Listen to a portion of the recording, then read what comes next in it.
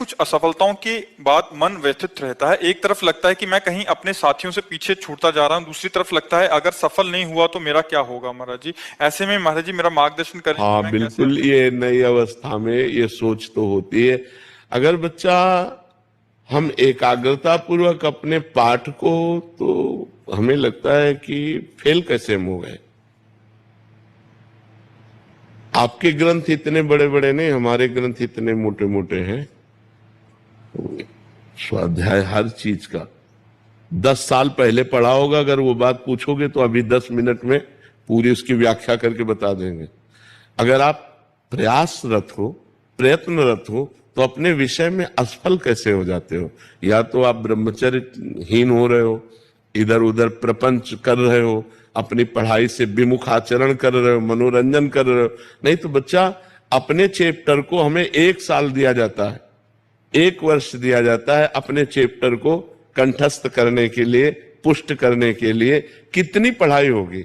बिल्कुल, मतलब जिस विषय में लगो उस विषय में एकदम। तो हम कह रहे हैं तुम्हारा जो चैप्टर है हम उसे कंठस्थ कर सकते हैं। तो हम इतने कमजोर क्यों हैं कि हम फेल हो जाते हैं।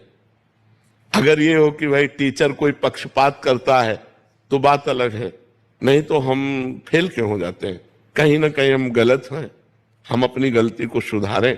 और असफलता मिलना सफलता का एक प्रतीक है कि हमें और जोश आना चाहिए। आप जीवन में कभी असफल नहीं होंगे।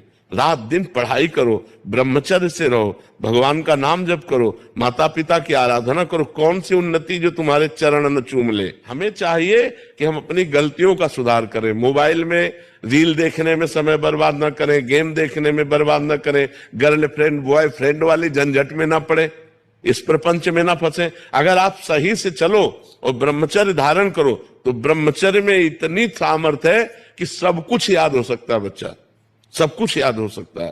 तो आप निराश मत हो, संयम में चलो और आगे उन्नति को प्राप्त हो। ऐसा नहीं कि बराबर अवनति हार ही हाथ लगेगी, ऐसा नहीं है।